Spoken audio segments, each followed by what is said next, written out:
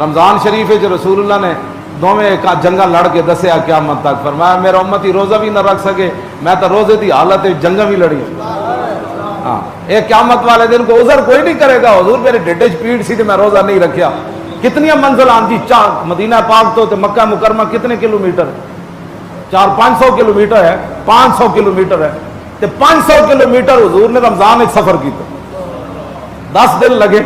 10 رمضان نو حضور چلے تے 19 رمضان نو پہنچے یا 20 نو فتح ہویا من۔ 10 دن حضور نے سفر کیتا، اے سفر روزے دے وچ سفر کیتا۔ پھر سب شالا مسافر کوئی نہ تھیوے تے ککھ جنا تو بھارے ہو۔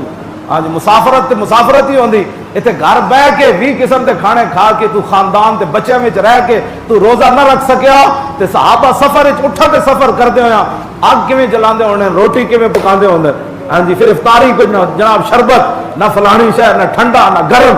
تو پھر جب قیامت والے دن تو پیش ہوگا تو پھر صدیق اکبر بھی آ جائیں گے، حضرت عمر بھی آ جائیں گے، عثمان غنی بھی آ جائیں گے، حیدر کرار بھی آ جائیں گے، حضرت بلال بھی آ جائیں گے۔